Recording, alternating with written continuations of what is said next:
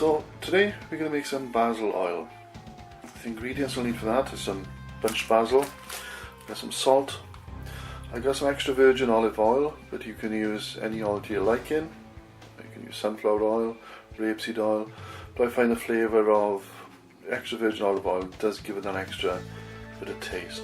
And a pestle and mortar. I do prefer a pestle and mortar because it does express more of the essential oils from the basil rather than using a food processor. Now the bunched basil I've got, you might be able to see it there, something I managed to pick up quite cheaply in the UK. I picked that up for 2 pence.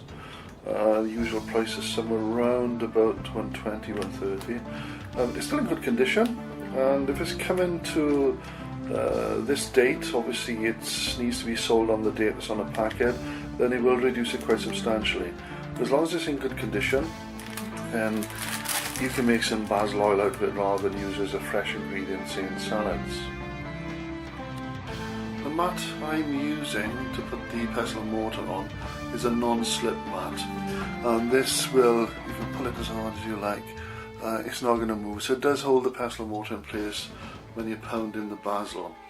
Now failing that, you could use a damp tea towel, like you could lay that on the work surface, or even some kitchen paper which you can wet and put that on the surface as well before you put the pestle and mortar on, again to help with non-slip properties. First thing to do really with the basil, depending on the condition of the stalks, now you're not going to waste too much, and you will find out as you go through this course, I waste very little, but I do tend to cut off the ends of the stalks that are a little bit dry. So all that basil is going to go into the pot to be crushed down.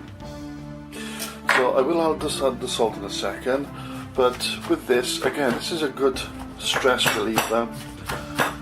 Just keep on pounding it and pounding it. And what we're looking for is more or less a puree. So I can add some salt in. Now, there are 2 reasons I'm adding the salt. Don't be afraid about adding. I'll probably get about 5 grams or a teaspoon there.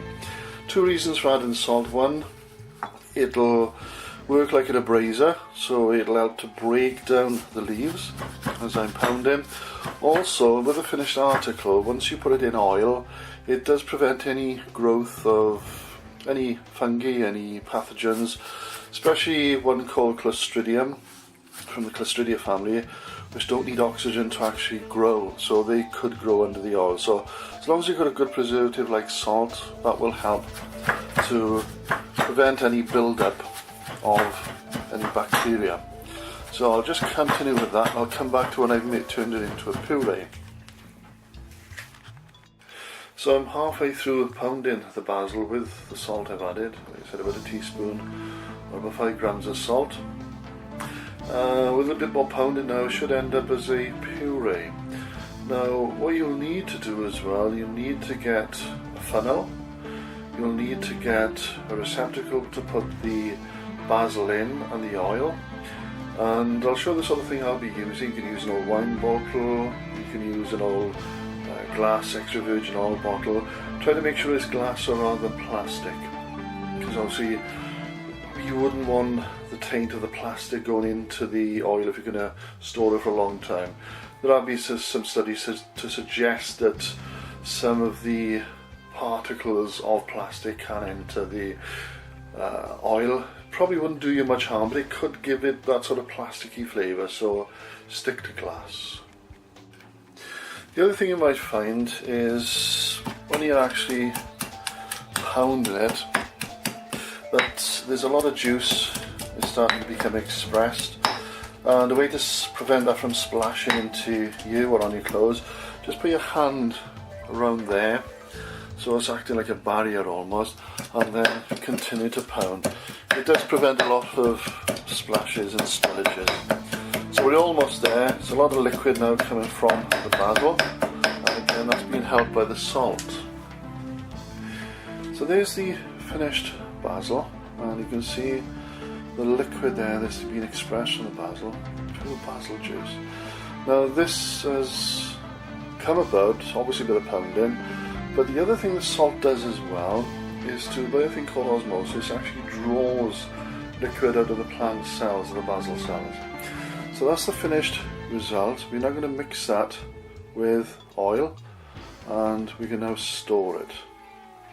So these are the items ready to make the finished product, the basil oil. We've got obviously the pounded basil, a lovely juice there. We got my trusty chopstick, which will help to push the basil down through the funnel. We've got the funnel, the bottle that I'm going to put it into. Again, make sure it's a glass bottle. You can use an old olive oil bottle, which I've got there, or you can use an old wine bottle. And I've got the extra virgin olive oil.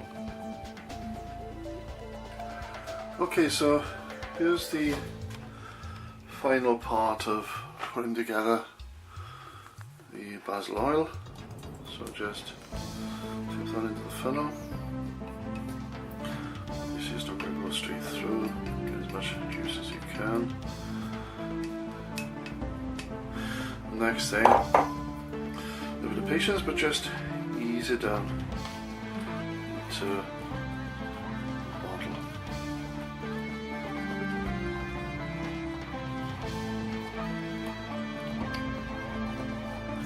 Take too long, just a little bit of coax in, and it'll all start to go in.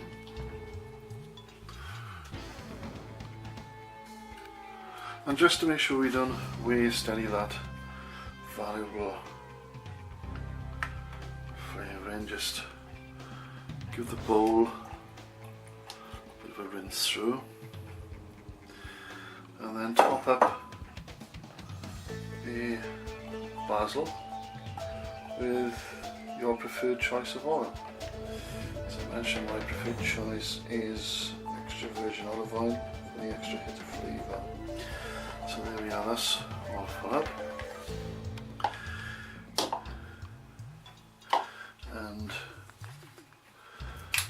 just put the stopper on that.